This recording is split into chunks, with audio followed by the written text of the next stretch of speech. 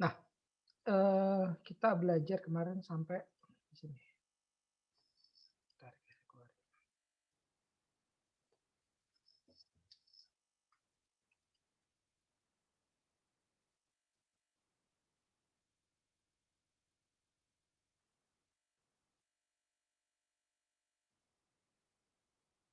Ini ya, mungkin ya. Ini ya, sampai sini udah belum ya?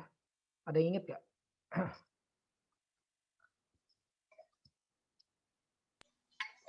Belum, Pak. Kegiatan filsafat belum ya? Belum. Ya berarti sebelumnya. Ini.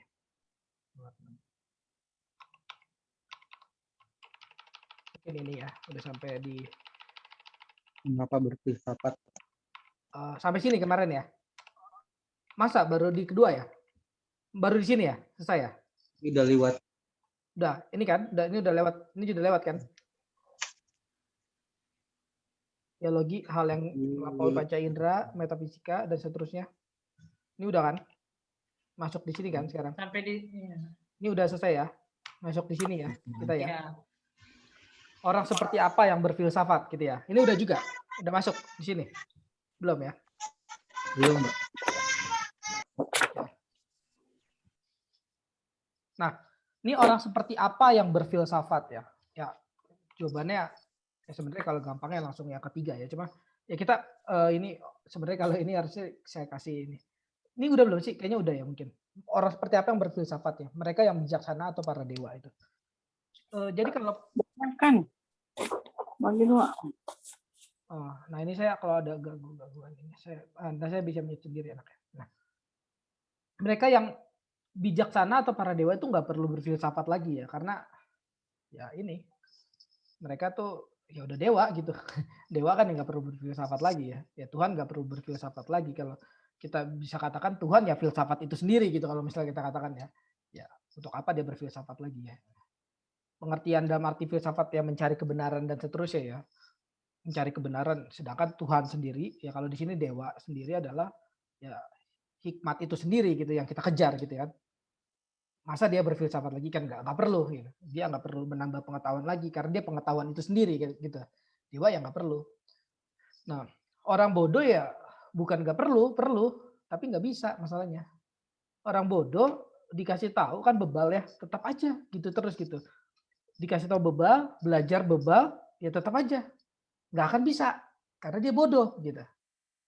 Namanya juga orang bodoh gitu. Orang bodoh diajarin ya nggak bisa, namanya juga bodoh gitu. Nah, posisi kita di sinilah semuanya ya. Ya ini ya. Harap semuanya di sini ya. Tapi ada juga yang mungkin di dua, ada juga ya satu sih ya Tuhan ya. Tapi juga ada orang yang ini, sorry itu saya ya, maksudnya bodoh gitu, bodoh dalam arti nggak bisa dikasih tahu lagi gitu. Maksudnya udah mau gimana pun ya nggak berubah gitu. Orang bodoh kan bukan soal dia punya intelektualnya rendah gitu, bukan ya. Maksudnya orang bodoh kan eksistensial yang Socrates kemarin katakan ya. Saya kasih tahu ya. Bodoh itu kan bukan soal, aduh saya kurang paham nih pelajaran ini gitu. Bukan soal itu kan gitu. Bodoh itu soal, aduh saya kurang paham sih gitu. Ya saya juga emang nggak mau paham sih gitu. Nah itu soal di belakangnya lagi tuh yang bukan hanya tidak paham tapi tidak mau paham gitu. Dikasih tahu ya nggak mau paham gitu. Nah itu namanya orang bodoh gitu. Tapi kalau ada orangnya bukan bodoh berarti ini di sini tidak bodoh. Nah, tapi juga bukan orang bijak. Nah ini namanya orang tidak bodoh nih. Kalau orang tidak bodoh itu mengakui bahwa dia tidak bijak. Ya kita semua tidak bijak kan. Tapi ada orang bodoh yang mungkin merasa dia bijak gitu. Nah itu kebalikannya dari ya nomor 2 ya.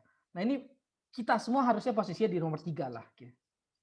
Ya ini kita semua lah gitu. Kita bukan orang bijak kan.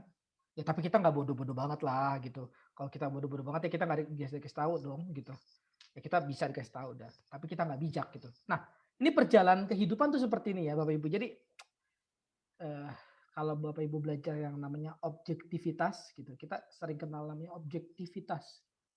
Objektif dong lu gitu. Misalnya kan kita sering bilang objektif, maksudnya apa sih gitu? Objektif itu dalam arti seperti ini ya. Ini kan kalau misalnya ada bulatannya atau gambar boleh apa aja sih sebenarnya. Bisa segitiga aja biar kayak kemarin. Segitiga ya. Ini namanya objektif gitu ya. objektif dong gitu misalnya. Nah, itu objektif itu juga ada yang namanya ininya di atasnya lagi kalau misalnya absolut. Kita ngomong absolut, yang absolut adalah ini gitu. Absolut itu nggak pernah berhenti. Nah, ini yang diajarin Socrates ya. Bapak Ibu percaya absolut di sini. Hari ini percayanya, besok ya bisa naik di sini absolut gitu.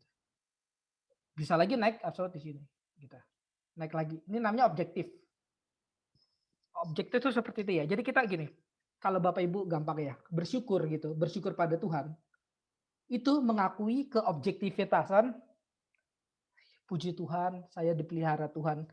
Bapak Ibu bersyukur, bersyukurnya di mana? Nggak tentu langsung di atas ini, bersyukurnya mungkin di sini dengan segala pengertian kita yang kurang gitu, dengan segala ya pokoknya saya taunya dipelihara ya dikasih makan dari dulu kan gitu misalnya. Kita ya pelihara ya ini, saya nggak sakit, saya dikasih makan, keluarga saya pokoknya nggak ada yang narkoba gitu kan, ada ibu-ibu ya pemahamannya standar aja begitu ya maksudnya. Iya dong gitu. Nah itu berarti objektivitasnya kan nggak di ujung sini nih, tapi di sini. Tapi jangan lupa ya itu juga benar-benar objektif, itu juga benar-benar bersyukur. Bapak Ibu nggak bisa bilang itu mah bersyukur yang munafik gitu. Nggak bisa. Karena ya kalau kita bilang ini ya, manusia itu kan diukur bukan dari manusia lain ya, tapi dari dirinya berpijak gitu ya. Di mana Bapak Ibu berpijak gitu. Ada orang yang Kristen ya, maksudnya Kristen yang emang udah ya lumayan ya pengetahuannya ya, dia pijakan dia bukan di sini lah gitu, misalnya di sini gitu. Ya, di saat dia di sini gitu, dia mengakui objektivitas atau bersyukurnya di sini, ya dia salah dong berarti gitu. Karena kemampuan dia untuk bersyukur gitu, atau kemampuan yang diberikan Tuhan untuk bersyukur gitu, atau kemampuan yang diberikan Tuhan untuk belajar gitu lah gampangnya. Nggak dia manfaatin gitu. Sehingga ya nggak sampai target sini gitu. Tapi itu pun tetap objektif, tetap bersyukur yang ada maknanya, meskipun tidak sampai di sini ya. Jadi gini, gampangnya ya. Kita tuh boleh percaya bahwa saya sudah ngerti gitu. Gampangnya. Tapi apakah pengertian Bapak Ibu itu selesai gitu? Kan enggak kan gitu. Saya ngerti nih gitu. Setelah saya ngerti, besok belajar lagi. Kayaknya yang kemarin saya nggak terlalu ngerti dah. Pernah nggak Bapak Ibu ngalamin hal itu? Belajar nih. Kayaknya saya ngerti nih apa yang dosen ngomongin gitu. Terus minggu depan 2 minggu lagi belajar 3 minggu.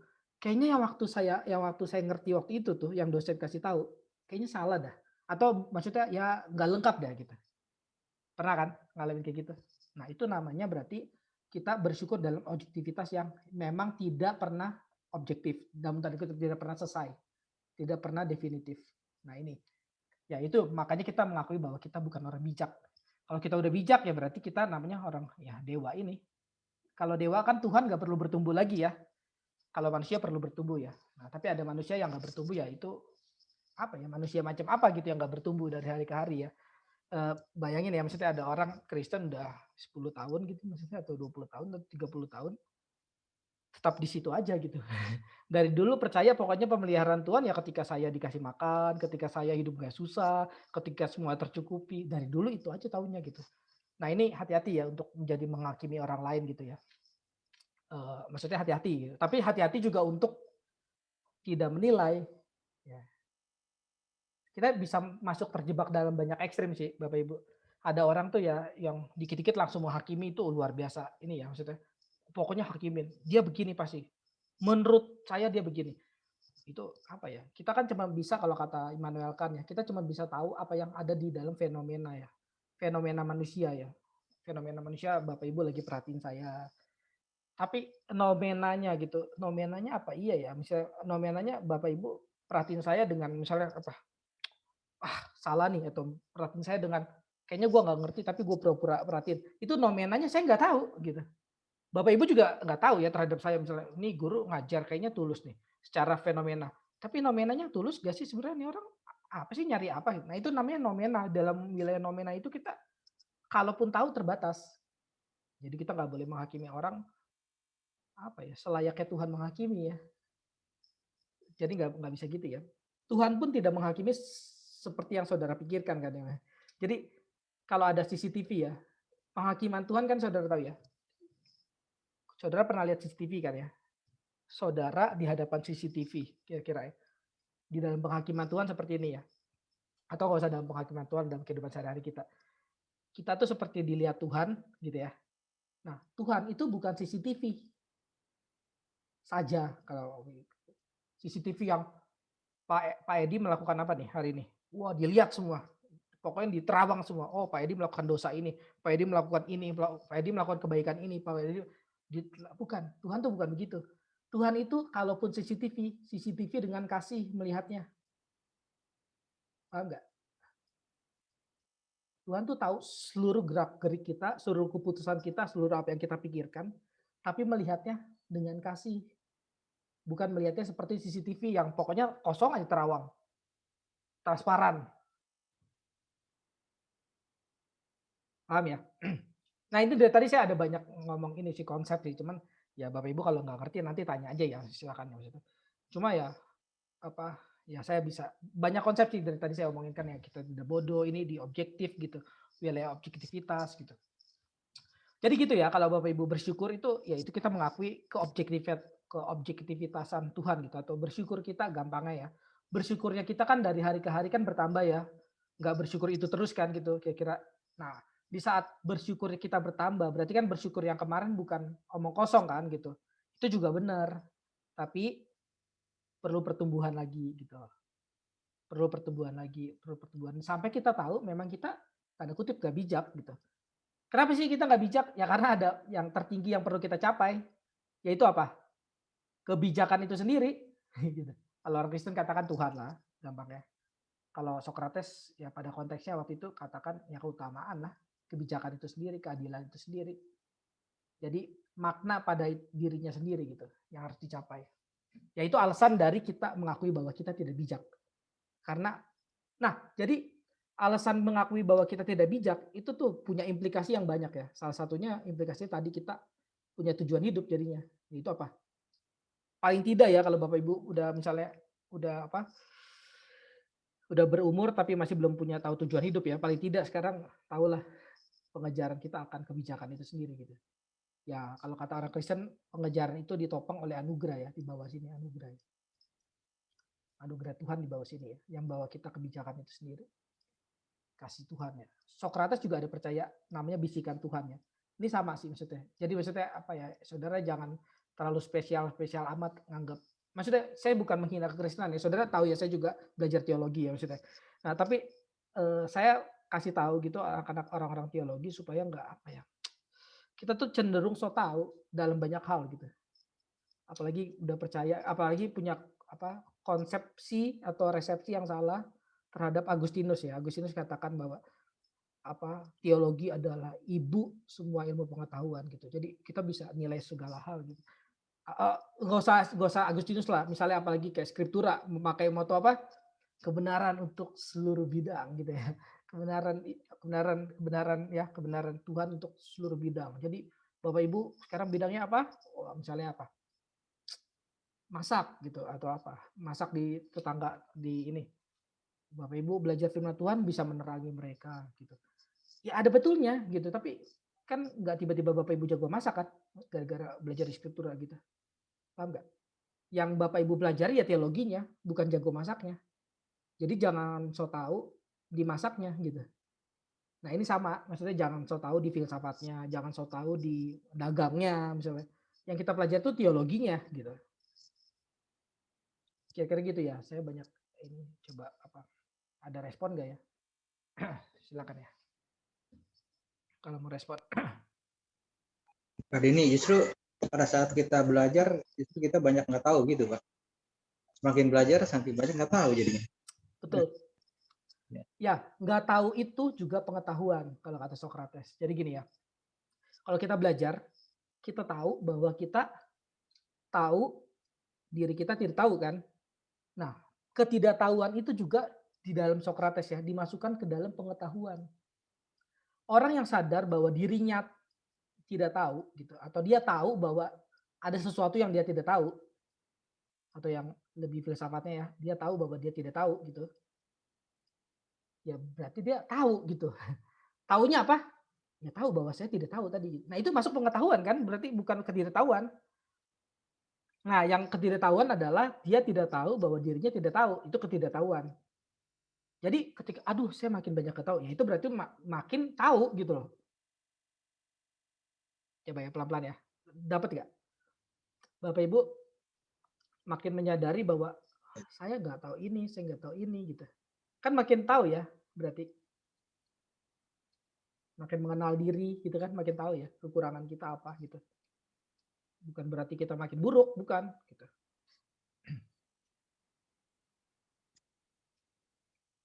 Ya,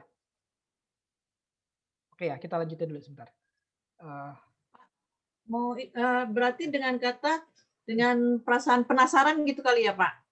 Semakin kita penasaran gitu. Ya gampangnya gitu ya, semakin penasaran ya semakin sebenarnya tahu lah. Semakin tahu ya. Cuman sekarang kan masalahnya penasaran sekarang kan jadi penasaran yang kepo ya gitu. Yang kepo kadang-kadang kepo itu tidak meliputi pengetahuan kadang-kadang gitu. Kepo itu meliputi penasaran aja gitu, tapi tidak meliputi apa tahu gitu. Kepo kan gini ya, maksudnya bedanya kepo pengen tahu sama pengetahuan yang diajarin Socrates nih ya. Ini berarti udah kontekstual habis-habisan nih. Kayak Socrates aja nggak ngerti kepo dia maksudnya. Kan belum ada bahasa dia kepo ya. Tapi kan gini ya, bedanya kepo sama pengetahuan bahwa saya tidak tahu nih. Kalau kepo kan penasaran kepada apa? Kepada hal yang mungkin dia juga nggak taruh pengetahuan di sana gitu. Just kepo kepada misalnya orang lain gitu, gosip gitu. Kepo kepada apa gitu. Kayaknya kan kepo bukan dipakai untuk atau penasaran. Ibu juga nggak pakai kepo sih tadi. Maksudnya ibu cuma pakai penasaran. Saya cuma ini kalau kepo gitu, kepo enggak gitu. Karena kepo masuk di dalam penasaran kepada hal yang dia tidak ingin pelajari gitu, cuma dia ingin tahu aja gitu. Itu sebenarnya nggak masuk dalam ini. Meskipun ya bisa aja sih kalau masukin bisa-bisa aja. Cuma ya kurang kuat ya. Kalau ini meliputi pengetahuan yang kita memang sedang selidiki gitu. Ya orang kepo juga sedang menyelidiki sih masalahnya. Ya oke juga. Nah yang kita sedang selidiki akhirnya kita tahu bahwa oh iya ya ternyata di sini saya nggak tahu ya gitu. Orang kalau belajar gitar ya, baru belajar gitar kagak les. Udah merasa kagak les ya belajar 3 tahun di internet, di YouTube. Main dia jago. Bisa kayak gimana. Tiba-tiba masuk les gitu. Ditanya basic, nggak tahu. Ditanya, itu kamu bisa main gitu caranya gimana? Ya lihat YouTube Pak, lihat YouTube terus emang YouTube ngajarin terus gimana kamu bisa begitu? Ya nggak tahu. Akhirnya itu tahu ya ternyata ini selama ini yang dia udah main jago. Saya punya temen ya jago gitar elektrik gitu. Ya jago di atas panggung dia main gitu. Waktu saya SMA gitu, saya samperin dia kan saya juga les waktu itu. Saya tanya, "Lu belajar gimana?" gitu. Ya dari ini Gitar Pro namanya ada tab-tab gitu dari YouTube. Lu bisa nggak cari yang lain, lagu yang lain? Ya gue harus download dulu ini di YouTube, ada orang ngajarin. Jadi cuma niru-niru aja loh gitu. Sampai akhirnya kita ngobrol-ngobrol dia, bukan saya yang minta belajar sama dia yang minta belajar sama saya. Sampai akhirnya dia tahu bahwa dia tuh nggak tahu banyak ternyata gitu. Dia cuma bisa niru-niru aja gitu. Nah itu ya. Nah ini juga yang nanti Socrates ini ya perjuangkan ya ketika bertemu orang lain gitu. Socrates jarang omong kosong sih. Jarang melakukan omong kosong ya. Socrates ketika bertemu dengan orang lain yang dia lakukan adalah sebuah pertanyaan gitu. Yang dia lakukan adalah sebuah diskusi gitu. Jarang. Kalau kita kan ya bukan berarti nggak boleh omong kosong ya. Maksudnya bukan berarti nggak boleh basa-basi gitu. Tapi kan kita lebih kebanyakan omong kosong ya masalahnya. Bukan ini ya. Tapi Socrates itu adalah orang yang ketika bertemu orang lain ya, dia itu mau menyadarkan bahwa orang lain tuh juga perlu belajar kebenaran gitu. Dengan cara apa? Dengan cara ditanya gitu. Socrates tanya gitu misalnya, kamu apa hakim? Gitu, misalnya, menurut kamu apa itu keadilan gitu? Mau ditanya dicecer sampai ini, keadilan itu apa? Bapak Ibu kan kalau belajar ini ya mengenai kata-kata itu misalnya cinta itu apa? Waduh, sulit, rumit sekali Bapak Ibu. Tapi kita kan ya cinta adalah ketika saya mengorbankan diri kepada sesama saya. Gitu. Itu mah wujud cinta, itu bukan cintanya. Cinta itu apa? Sama aja Ibu, Bapak bilang, pulpen adalah apa? Pulpen itu ketika saya buat menulis. Itu mah fungsi dari pulpen. Pulpen itu apa? Coba. Pulpen itu ada tintanya ya. Semuanya banyak ya. Spidol ada tintanya. Pulpen itu apa sih? Ya ini pulpen Pak. Ya apa? Kita jawab pulpen aja nggak bisa ya kadang-kadang. Pulpen itu apa sih? Buat nulis Pak. Fungsi itu fungsi pulpen. Pulpen itu apa? Ini depan muka kita nih. Pulpen masih kita nggak tahu apa. Ya dengan ini ya, ini namanya cara berpikir Socrates yang tanya-tanya gini. Kita tahu ya Tuhan, saya tuh bukan hanya orang berdosa tapi orang blow on gitu, maksudnya orang bodoh yang minta ampun gitu. Ini pulpen yang setiap hari kita pakai. Bapak Ibu ada bisa jawab, ini apa? Ya ini Pak, ya ini apa tapi kita cuma bisa sebut ciri-cirinya ya, ciri-cirinya aja gitu. Tapi kita nggak tahu itu apa kira-kira. Atau kita belum tahu lah. penghiburannya. Nah, ini lanjut di sini misalnya. Nah, ini ya, ini masuk di dalam kegiatan filsafat ya. Tadi udah saya singgung sedikit. Ya, kegiatan filsafat ya ini mengajukan pertanyaan, ya, merenung, diskusi, ya, dialektik, ya itu. Merenung ya, diskusi, dialektik itu kayak ini. Dialektik tuh kayak mengajukan tesis, lalu berpikir antitesisnya, terus kita dapat sintesis. Nah, itu tapi nanti kita belajar ya, itu masih jauh kalau sekarang. Tapi ya oke lah, ini minimal dapat 2 ini ya, mengajukan pernyataan. Kalau pernyataan ini dapat dari Hegel ya, filsuf namanya Hegel. Dia itu ya dalam filsafatnya ya mengajukan pernyataan-pernyataan untuk dia bantah sendiri. Dia mengajukan pernyataan untuk dia bantah sendiri sehingga dia dapat jawabannya gitu. Misalnya ya, saya kasih contoh ya, pernyataan Hegel ya misalnya. Pak Edi adalah misalnya, atau boleh siapa ya contohnya ya, bebas. Pak Edi adalah orang yang baik misalnya. Ini tesis. Ini contoh ya. Pak Edi adalah orang yang baik misalnya. Dia balik gitu ya. Misalnya. Ini saya kasih kontekstualnya aja lah langsung ya. Tapi apa itu makna baik? Saya tadi katakan atau Pak Edi adalah orang baik. Hegel tanya, apa itu makna baik? Dia kasih pernyataan lagi. Akhirnya kita cari apa arti baik kan? Kita cari, akhirnya kita simpulkan kan, apa Pak Edi ada di dalamnya atau tidak? Atau kalau mau lebih strict dengan Hegel ya, ini mungkin yang nggak ngerti nggak apa-apa ya. Ini kan nggak ngerti nggak apa-apa ya, karena saya cuma ngomong, maksudnya belum masuk pelajaran yang ini juga dan juga panjang gitu. Pelajaran. Tapi nggak ngerti nggak apa-apa, tapi ya kalau bisa ngerti ya puji Tuhan gitu ya. Pak Edi orang baik, sekaligus adalah orang yang jahat. Nah ini langsung antitesanya. Pak Edi berarti adalah siapa? Bisa jawab nggak? Ini tesis, ini antitesis. Kita perlu dapat sintesis namanya. Dialektik. Pak Edi orang yang baik.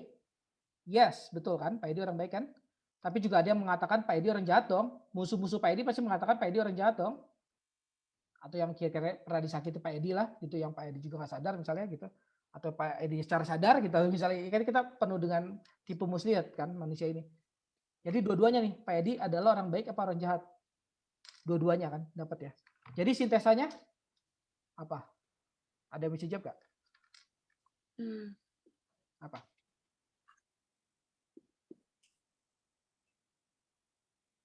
Siapa tadi mau jawab? Oh, saya kira mau jawab.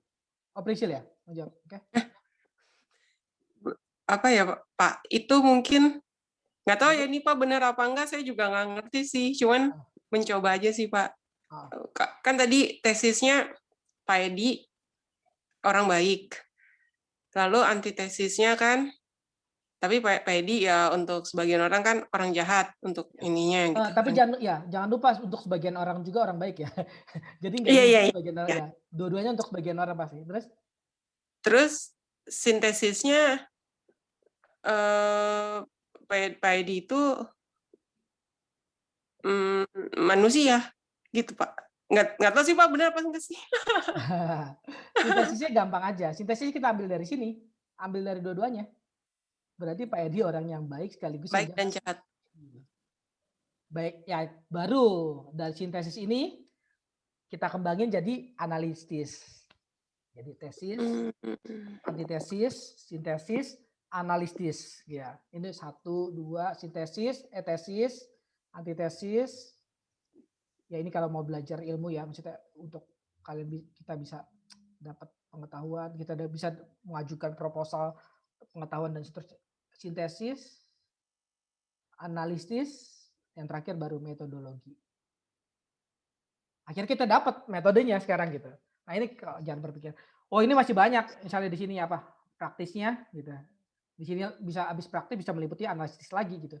Jadi masih banyak ya. Maksudnya bukan cuma 5. Ya ini bisa meliputi lagi apa? Teori yang baru, tesis lagi. Bisa meliputi lagi antitesis lagi, bisa meliputi sintesis lagi. Ya, ini terus berjalan gitu. Makanya ilmu pengetahuan nggak pernah selesai kan gitu. Kira-kira iman kita yang tanda kutip pengetahuan itu juga nggak pernah selesai karena ya terus dilanjutkan seperti itu gitu. kita tuh terus bergumul dengan ini loh, tesis antitesis itu loh. Kita pikir dulu ya, saya pikir dulu misalnya Bu Nana itu orangnya jahat loh, nggak taunya dia baik. Nah itu kan udah masuk tesis antitesis, tapi kita nggak sadar, kita nggak seakademik inilah, kita nggak seakademik ini, tapi kita pokoknya pernah melakukan itu dah dalam kehidupan sehari-hari. Kan, nah tapi kita lebih bahagia kalau kita mengerti ini kan, lebih mengerti ini. Oh ternyata saya pernah melakukan itu tuh prakteknya gitu. Tapi selama ini saya nggak sadar aja gitu. Bu Nana dulu saya pikir jahat, nggak tahu dia baik. Gitu. Padahal kan maksudnya apa? Maksudnya Bu Nana emang pernah jahat sama dia. Terus juga ada bagian Bu Nana yang baik. Maksudnya apa? Maksudnya sebenarnya Bu Nana itu jahatnya di sini tanda kutip ya. Juga tetap ada karena yang dulu dia tetap jahat itu kan nggak tipu muslihat atau dia nggak mimpi kan. Ketika Bu Nana jahat sama dia gitu. Ketika saya jahat sama orang lain kan orang lain itu nggak mimpi kan. Saya bener ada jahatnya dong. Tapi saya juga ada baiknya sama dia misalnya gitu. Ini kan dua-duanya realitas loh. Ini enggak yang satu ada lagi mimpi gitu. Enggak, ini dua-duanya realitas. Realitas ini perlu kita apa ya? Ya perlu kita hidupi bersama gitu. Kita nggak bisa jadi orang yang ini loh, pura-pura mulu gitu. Orang yang pura-pura kan gini ya, misalnya pendeta kita ya Bapak Ibu punya pendeta kan, punya dosen, punya siapa lah, itu kan kita kadang-kadang pura-pura ya. Dosen saya baik gitu, atau pendeta saya baik saja gitu. Itu kan berarti orang yang pura-pura ya, atau nggak tahu lah pura-pura atau yang belum bertumbuh atau yang munafik atau apa. Kita kan harus katakan dua-duanya ya, dosen saya baik sekaligus tidak baik gitu, baik sekaligus jahat gitu ya, kira-kira gitu ya. Dengan mengakui adanya realitas kedua ini gitu, kita kan jadi sadar ya jadi manusia ya. Ya ini kan bukan hanya orang lain ya, kita sendiri begini kan, hidup kita kan jahat dan baik ya, gitu ya. Dan kita menemukan bahwa kita orang jahat sekaligus baik gitu. Ya itu jadi ya panggilan untuk pertobatannya ada gitu. Tapi panggilan untuk bersyukurnya ada gitu. Hati-hati ya, banyak orang udah jadi orang Kristen tuh udah gak ada panggilan bertobat lagi, cuma ada panggilan untuk bersyukur. Wah itu Kristen macam apa itu? Kristen ala malaikat yang jatuh mungkin. Nggak ada pertobatan lagi kan? Iblis ada yang bersyukur, puji Tuhan kata dia. Ada siapa misalnya apa Kevin jatuh gitu, itu iblis gitu. Tanda kutip lah, ini saya bikin iblis yang ini ya. Hati-hati ya, tapi juga ada orang yang kebalikannya ya, cuman taunya rasa berdosa, saya berdosa. Dia udah nggak ada rasa bersyukur lagi gitu. Tuhan menganugerahkan dia talenta gitu untuk berbuat baik. Ya mungkin saya bukan orang pintar, mungkin gitu misalnya, tapi saya ya dikasih karunia untuk apa menjadi pendengar yang baik gitu. Misalnya gitu ya, ada karunia ya, maksudnya yang perlu disyukuri gitu. Manusia itu bergerak di itu ya. Manusia itu hidupnya kompleks ya. Kita ayo mulai berpikir seperti ini ya, Hegel kasih tahu ya, konkret gitu ya, mikirnya jangan abstrak lagi ya. Jangan pokoknya satu aja, itu mulu gitu. Itu mulu. Hati-hati. Ya ini, nah filsafat juga kegiatannya ya konstruksi, dekonstruksi ya. Ini seperti yang tadi saya bilang ya sebenarnya. Kita punya bangunan berpikir di sini ya, satu. Ya kita perlu robohin ini ya. Maksudnya Bapak Ibu punya tahu kan cap toko itu berapa, cap toko atau cap Indomaret apa itu berlaku berapa lama ya kira-kira cap itu? 10 tahun? Enggak kan ya? Enggak 10 tahun ya. Kalau Bapak Ibu punya diskon misalnya ya, punya diskon dapat cap 10 tahun kemudian Ibu balik udah nggak berlaku kan? Bapak Ibu nggak berlaku ya. Tapi kita kenapa ya? Kalau sama manusia lainnya kita si ini nih saya tahu dari dulu. Udah 10 tahun yang lalu saya tahu nih orang begini. Kita luar biasa ya. Luar biasa gila ya maksudnya melakukan manusia dengan cap Indomaret aja nggak berlaku gitu. Kita pikir 10 tahun yang lalu dia begini, 10 tahun yang sekarang dia pasti begini gitu. Wow, itu luar biasa ya. Luar biasa nekat manusia seperti itu ya. Kita bisa analisa dia ya. Gua kenal nih orang nih. 2 tahun yang lalu dia begini nih. Pasti masih begini sekarang. Ya benar sih, mungkin juga ada ya yang masih begitu itu benar ya. Maksudnya saya nggak mau kira gitu. Mungkin gitu. Tapi ya pengetahuan kita juga perlu dekonstruksi, dihancurkan kembali supaya kita juga bertumbuh. Jangan-jangan pengenalan saya akan dia yang dulu juga salah gitu, mungkin gitu. Atau ya pengenalan saya akan dia dulu benar, tapi kan sekarang saya butuh mengenal dia lagi kan gitu ya. Iya nggak sih? Bapak Ibu ada di sini yang kenal sahabat gitu terus ketemu dia lagi, ya jangan pakai pikiran yang sama dong gitu. Kalau pakai pikiran yang sama, dia dulu begini, dia sekarang begini lagi. Mungkin orangnya juga nggak bertumbuh bisa gitu, tapi mungkin juga bapak ibu yang nggak bertumbuh. Kita yang nggak bertumbuh jangan-jangan gitu. Kita pakai perspektifnya satu aja ini terus sampai mampus kita sampai umur 90 tahun ya pokoknya saya taunya itu aja. Saya emang nggak mau tahu yang lain, saya mau tahunya itu aja. Ini maksudnya kasihan juga gitu ini ada liang kubur gimana ya cara gambar kubur. Pak Henry, saya mau tanya. Oke. Iya, gini Pak, ini kan kalau misalkan Bapak kasih seperti metode bagaimana kita menyelidiki pengetahuan ini sendiri kan, bahwa membuktikan bahwa ya kita setiap orang tuh pengetahuan itu akan terus berjalan. Metode seperti ini bisa nggak sih Pak? Maksudnya diaplikasikan untuk apa ya menyelidiki firman Tuhan gitu Pak. Kayak misalkan tadi Bapak contoh tentang tesis, antitesis, terus tentang sintesis, misalkan contoh kayak tesisnya bahwa Alkitab itu benar, tapi antitesisnya mengatakan bahwa Alkitab itu ada salahnya, misalkan seperti itu ya Pak ya. Itu bisa nggak sih Pak dilakukan untuk khususnya firman Tuhan atau Alkitab? Pasti bisa ya, karena itu kan metode aja, just metode ya, analisa kan. Kita kan juga pakai firman Tuhan itu kan kita kayak menafsir itu kan metode juga ya, metode dari manusia juga gitu kan. Menafsir kan metode, ada metodenya ya. Nah, metode itu beragam ya, kita bisa ini ya. Jadi bisa pasti bisa. Tapi ya hati-hati dengan maksudnya dengan memasukkan ini gitu, kita anggap itu adalah yang terbaik yang salah ya. Metode just satu metode gitu ya. Kita perlu lihat teksnya lagi apakah benar dengan itu gitu. Jadi nggak boleh metode menghancurkan teks gitu yang ada gitu. Nggak bisa ya.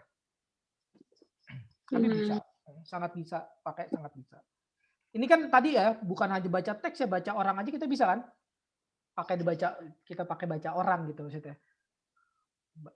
Apalagi baca teks aja ya, teks kan yang benda, yang maksudnya yang ini yang mati gitu ya, teks yang mati gitu, yang nggak bergerak itu, tak kecuali Alkitab ya. Sebenarnya sih teks-teks dunia juga hidup ya. Karena, tapi dengan cara adanya tesis dan antitesis ini kan akhirnya kebanyakan orang sintesisnya salah Pak jadinya. Ya. Menyimpulkannya kebanyakan orang, saya nggak usah jauh-jauh dari teologi aja kan, dari lulusan teologi aja banyak Pak yang nggak banyak sih mungkin. Contoh. Adalah beberapa gitu kan, teman saya pun juga ada yang seperti itu gitu. Contoh apa nih? Coba. Ya kayak konkretnya gitu kan bahwa contohnya tuh kayak misalkan bahwa tentang gereja gitu kan Pak, bahwa ya gereja itu kan adalah ya kita disebut gitu kan orang kudus gitu. Tapi saya lupa pokoknya intinya kita juga orang berdosa. Ya, betul. Jadi pada intinya bahwa ya gereja itu berdosa gitu loh Pak. Berarti kalau itu berarti narik sintesisnya yang salah, bukan? Kan kalau itu katakan ya, gampang, gereja adalah Roh Kudus. Sekaligus gereja adalah kumpulan manusia yang berdosa. Ini benar ya, realitanya dua-duanya benar ya. Benar ya, kita itu sama orang berdosa ya. Benar ini. Kita kan setiap hari masih melakukan dosa kan, gitu. Tapi kita udah dikuduskan oleh Tuhan, gitu. Dosa kita udah diampuni gitu, dari awal sampai akhir yang nanti akan kita lakukan itu udah diampuni. Udah ada pengampunan Tuhan dan seterusnya. Tapi kita masih berdosa. Ini realita yang sama-sama benar ya. Jadi sintesisnya apa? Sintesisnya seperti yang Martin Luther katakan. Nah, bahkan Martin Luther udah melakukan sintesis di sini gitu. Berarti kita adalah semper justus et peccator kalau dalam bahasa Latinnya. Adalah bersamaan dengan orang berdosa, bersamaan dengan orang kudus gitu. Orang kudus yang sudah diselamatkan, orang berdosa yang sudah diselamatkan. Tapi menurut dia Pak bahwa ya dia bilang bahwa kalau misalkan sekaligus berdosa gitu ya Pak, ya maksudnya manusia itu berdosa, tapi menurut dia hitam dan putih nggak bisa disatukan Pak. Jadi kayak tetap bagaimanapun juga ya manusia itu berdosa gitu aja Pak. Maksudnya kesimpulannya gitu. Iya. Tapi kan kita nggak bergerak menurut dia ya, maksudnya ya kita sering kenal Allah palsu sih kadang-kadang, maksudnya sering kenal Allah palsu sama ya pengetahuan yang palsu. Kita kan kalau belajar kayak gitu ya harusnya dari Alkitab ya, maksudnya Alkitab katakan apa bukan kesimpulan kita, harusnya kan gitu ya. Kira-kira gitu. Ya tapi orang sah-sah aja sih menyimpulkan itu, tapi sah-sah juga kan kita anggap dia sesat dong. Ya enggak sih? Iya dong. Dia kan sah aja menyimpulkan itu, sah aja saya bilang kamu salah dong, berarti gitu. Kita sama-sama punya argumentasi kan gitu. Argumen kurang tepat gitu. gampangnya gitu. Tapi bukan berarti ini jadi salah gitu kan, hanya karena metode yang dilakukan salah, ini tidak bisa dilakukan. Nah itu pikirannya parsial, hati-hati. Pikiran yang tadi tuh cuman hanya abstrak gitu. Enggak dong, bukan berarti itu dong.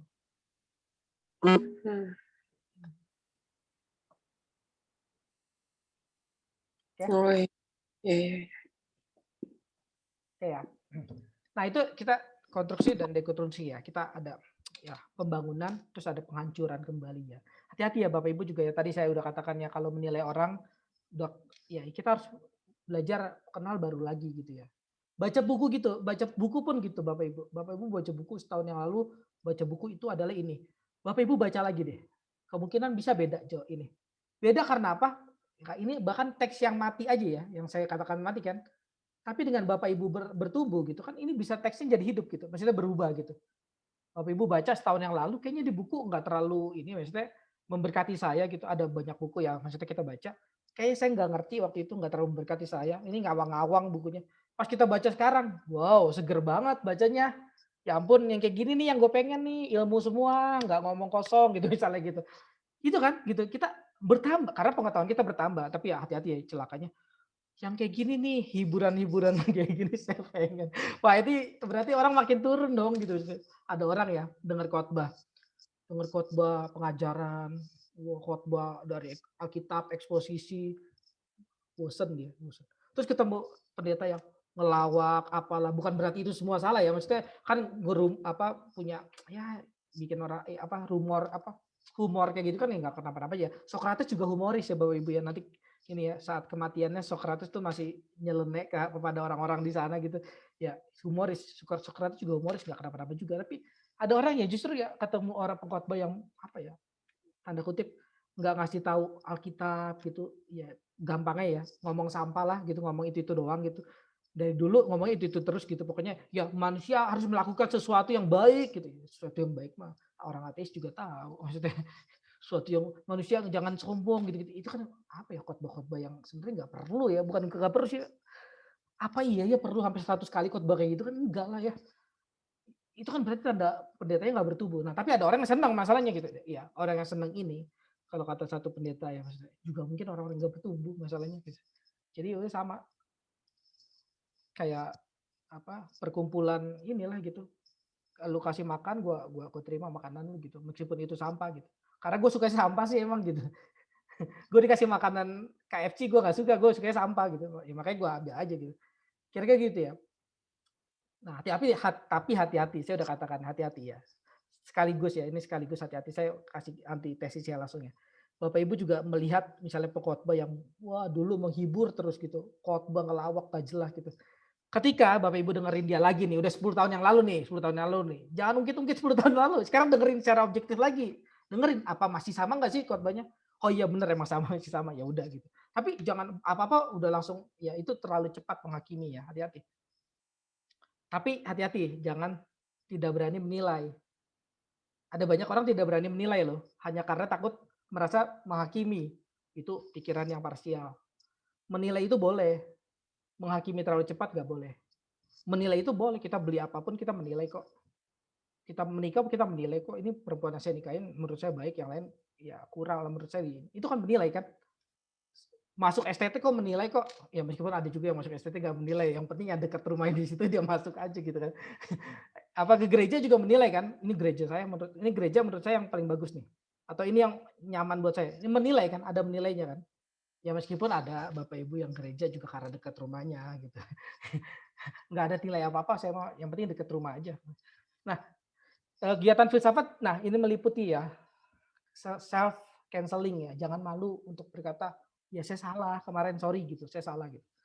Itu apa ya, kerendah hatian ya untuk kita bisa terus belajar. Saya salah kemarin itu, nggak apa-apa gitu. Saya salah nggak apa-apa. Nah ini contoh kegiatan filsafat ya. Saya udah ini sih banyak banget. Siapakah saya gitu? Itu sama kayak tadi. Apakah pulpen ini? Apakah pulpen? Kita cuma tahu fungsinya lah, apanya lah. Nanti dalam Aristoteles baru jelasin ya, jelas gitu. Apakah kehidupan ini? Apakah siapakah saya gitu? Ketika misalnya kayak ketika Priscil misalnya dulu kan punya mata, terus nggak punya mata lagi. Apakah Priscil jadi bukan Priscil? Enggak, Priscil tetap Priscil yang dulu sama, nggak berubah. Berarti Priscil bukan cuma mata Priscil. Gitu ketika saya ketabrak mobil terus otak saya apa ya rusak, kalau rusak agak bego jadi orang idiot. Apakah saya bukan saya? Saya masih sama yang dulu tapi sekarang idiot aja gitu. Berarti saya itu bukan hanya otak saya dong. Ya nggak sih? Ketika perasaan saya disakiti atau perasaan saya disenangkan oleh orang lain, berubah dong berarti perasaan saya. Apakah saya jadi bukan saya lagi? Enggak. Berarti saya bukan hanya perasaan saya dong. Ketika muka saya harga diri saya maksudnya saya dipermalukan kemarin, muka saya dilemparin tai kucing ibarat gitu. Apakah saya bukan saya? Enggak. Saya masih saya. Berarti saya bukan muka saya dong gitu. Tapi celakanya banyak orang yang ini ya maksudnya. Saya adalah perasaan saya. Perasaan saya. Saya nih gak boleh disakitin orang. Kalau lu boleh lah macam-macam sama siapa, maksudnya ngapain, tapi lu nyakitin gua, perasaan gua, lu habis lu gitu. Itu berarti dia hanya perasaan dia gitu. Padahal kan berarti tipis banget hidupnya, singkat banget gitu. Perasaannya dihabisin ya berarti dia habis gitu. Padahal hidup ini kan bukan cuma perasaan dia ya. Ada orang mungkin bukan untuk ini ya, bukan untuk dirinya ya, tapi untuk orang lain gitu. Kalau lu ngata-ngatain gua nggak apa-apa sih, tapi lu ngatain ibu gua gitu. Atau lu ngatain pasangan gua, lu habis lu. Lu ngatain anak gua, habis lu. Berarti dia adalah anaknya gitu. Dia adalah pasangannya. Itu kan hidup manusia yang apa ya, terlalu sempit ya. Apa iya? Dia adalah itu doang gitu. Dia adalah pasangan dia doang kan enggak gitu. Hidup ini kan saya udah katakan yang kompleks gitu. Kompleks dalam arti apa? Dalam arti banyak gradasi gitu ya. Warna itu kan bukan cuma hitam dan putih ya, tapi banyak warna gitu ya. Ya. Banyak warna. Bapak Ibu mungkin juga ada yang tahu warna yang belum Ibu tahu, Bapak itu tahu. Saya kasih contoh dikit ya. Contoh dikit, tapi kalau nggak ngerti jangan dipikirin, jangan terlalu banyak dipikirin. Lawan dari putih apa? Tahu loh, kita hitam ya. Lawan dari putih hitam atau lawan dari hitam putih ya, tahu ya. Warna kita tahu ya. Lawan dari merah? Lawan dari hijau? Lawan dari kuning? Mendadak nggak ada lawannya semua ya itu warna ya. Lawan dari hitam kita tahu putih kan. Nih Bapak Ibu kan kalau berfilsafat terus berpikir ya maksudnya. Lawan dari hitam putih kan kita tahu. Terus lawan dari merah? Kok nggak ada? Lawan dari abu-abu? Oh, abu-abu terang, lawannya abu-abu gelap Pak gitu. Lah itu mah bukan itu maksudnya. Kok nggak ada? Kok mendadak nggak ada? Bukan nggak ada, karena pengalaman kita tentang warna itu yang salah selama ini gitu. Ini kalau kata Heidegger gitu. Lawan dari hitam tuh bukan putih. Karena kalau lawan dari hitam putih, semua yang lain nggak punya lawannya. Karena itu nggak berlawanan, hitam dan putih itu nggak berlawanan. Nah, tapi hati-hati ya, jangan melawan pengetahuan umum. Ini kan pengetahuan umum aja ya, Bapak Ibu udah tahu kalau ngajarin anak, mak lawan hitam apa ya? Udah jawab putih gitu, jangan dijelasin kayak saya nanti. Saya mau jelasin ya, jangan. Pokoknya jawab lawan hitam ya putih, itu pengetahuan umum ya. Tapi ternyata ketika kita belajar lagi ya, kita mendadak berpikir itu kayaknya nggak terlalu bener ya maksudnya. Lawan hitam putih, kok lawan kuning nggak ada, kok lawan merah nggak ada, kok nggak ada semua yang lain, kok cuman ada hitam doang apa yang ada gitu, lawannya putih yang lain nggak ada. Ya bukan itu, karena kita selama ini kurang lengkap gitu kira-kira. Karena lawan dari hitam sebenarnya itu bukan putih, tapi hitamnya dicoret gitu kalau kata Heidegger ya. Makanya saya bilang kalau nggak ngerti nggak apa-apa ya, tapi saya kasih tahu aja. Maksudnya ini pernah dengar lah, pokoknya pernah dengar, gak kato-kato amat lah pokoknya. Lawan dari hitam itu bukan putih, karena itu nggak ngaruh. Lawan dari Bu Nana itu bukan Pak Edi, nggak ngaruh, jauh. Yang satu hitam, yang satu putih kemana jauh. Kalau saya ngomong gini kan Ibu-Bapak baru, oh iya selama ini kayak gitu ya jauh ya. Tapi kita taunya pokoknya kontrasnya begitu gitu. Itu mah nggak kontras, ya orang namanya yang satu ke sono nggak kontras. Lawan dari misalnya, saya kurang hafal ini ya misalnya, Bogor Jakarta ya misalnya. Lawan dari Bogor kan bukan Jakarta ya, yang satu mentang kanan satu ke kiri gitu. Itu kan aneh loh maksudnya. Lawan dari baju kan bukan celana kan, iya nggak sih? Oh kalau saya kasih pengetahuan gini baru ini ya, baru nggak ya selama ini kan lawan hitam apa yang putih ya, kayak baru ini. Ya karena kita ini apa kurang pengetahuan di yang kata kalau kita belajar Heidegger ya. Lawan dari hitam adalah hitamnya dicoret gitu. Yaitu dirinya sendiri di hitam itu ada bagian dari hitam itu yang ada dicoret dan yaitu lawan dari Bu Nana itu misalnya ya kebaikan benar itu lawannya dari misalnya tadi kejahatannya ya. Lawan dari Priscil adalah ya di dalam dirinya sendiri yang dia yang ini benar dan salah itu. Jadi kita nggak bukan lawan dari kita adalah orang lain kan nggak mungkin gitu ya. Pasti diri kita sendiri lagi nih, itself itu sendiri gitu. Ansi itu sendiri, ansi dalam bahasa ininya. Pak, Ya. berarti sisi gelap ya Pak? Berarti lawannya tuh sisi gelap dari si subjeknya itu ya Pak? Ya, yang kontrasnya itu ya benar-benar. Iya. Jadi tadi kan bicara tentang warna gitu kan? Berarti lawannya kan tidak gitu kan? Ya. Lawan dari hitam tidak hitam gitu kan? Nah tadi kan Bapak kasih contoh tentang Bu Nana, misalnya lawan dari Bu Nana ya yang tidak baik yang dari Bu Nana gitu kan? Ya. Jadi bisakah itu dikategorikan berarti sisi gelap gitu Pak? Sisi gelap dari, kalau kita ambil subjek manusia ya sisi gelapnya dari seorang manusia gitu Pak? Ya kalau yang awalnya baiknya ya sisi baiknya. Iya. Ya kayak gitu maksudnya ininya loh. Tapi kan itu dengan kita tahu itu ya, kita tahu akhirnya kita selama ini kayak kurang tepat amat ya belajar hitam sama putih gitu. Tapi hati-hati ya, saya udah bilang itu kan ada pengetahuan umum yang orang ya udahlah itu kan dari SD kita belajar itulah. Dari SD juga saya belajar Bu, taunya pokoknya misalnya apa misalnya tujuan hidup ini misalnya untuk kerja gitu dari SD juga saya taunya itu gitu. Tapi kan saya berubah ya selama ini tujuan hidup ini untuk memuliakan Tuhan loh, bukan untuk kerja, makan, terus mati gitu kan nggak gitu ya. Dari SD saya tahu itu gitu. Jadi pengetahuan SD kita ya tolonglah dikurang-kurangi atau ditambahin gitu maksudnya. Jangan pokoknya saya tahu dari dulu SD begitu. Ya udah kalau dari SD begitu ngapain kuliah sekarang? Di SD aja gitu kan misalnya. Jadi gitu ya. Ya ini kalau belajar Heidegger lebih rumit lagi ya, tapi kita berharap ini ya. Kalau kita belajar lebih rumit gitu, kita makin dapat lebih banyak gitu. Jangan ada orang so rumit ya, tapi nggak ada yang diomongin gitu. Maksudnya kayak ngomong rumit banget, susah orang ngerti gitu. Tapi sebenarnya kosong gitu. Aplikasinya nggak ada, apanya nggak ada gitu. Itu kayak apa ya, pamer pengetahuan atau apa ya maksudnya. Pamer pengetahuan pun pengetahuan yang salah yang kayak gitu. Mana ada pengetahuan tanpa praktek gitu ya, mana ada gitu. Saya kira ya. Atau praktek tanpa pengetahuan kan nggak ada ya. Tapi kita suka praktek tanpa pengetahuan kadang-kadang. Atau pengetahuan tanpa praktek kebalikannya. Kita suka ngatain orang yang lu praktek doang lu nggak ada pengetahuan. Tapi kita kurang ngatain orang yang ini ya. Lu tadi saya kebalik gak ngomongnya. Kita suka ngatain ini. Lu teori doang lu tanpa praktek gitu. Kita sering gitu kan, khotbah aja kan ya. Kalau di khotbah skriptur aja kan banyak ya. Buat apa berteologi gitu. Tapi tidak ada prakteknya ya, itu banyak ya. Sering ya, kayak sering banget tuh diulang tuh khotbah di skriptura itu. Saya dari zaman itu Pak, 4 tahun yang lalu, 5 tahun yang lalu saya dengar di ini skriptura Pak, masih ya khotbah itu. Kira-kira ini saya apa ya, kita kritik diri kita sendiri ya, kritik estetik kita sendiri kan nggak apa-apa ya. Jangan kita nggak kritik estetik kita sendiri, yang kritik orang lain kan itu lebih celaka ya. Atau kita nggak kritik diri kita sendiri, kritik orang lain gitu kan aneh ya maksudnya.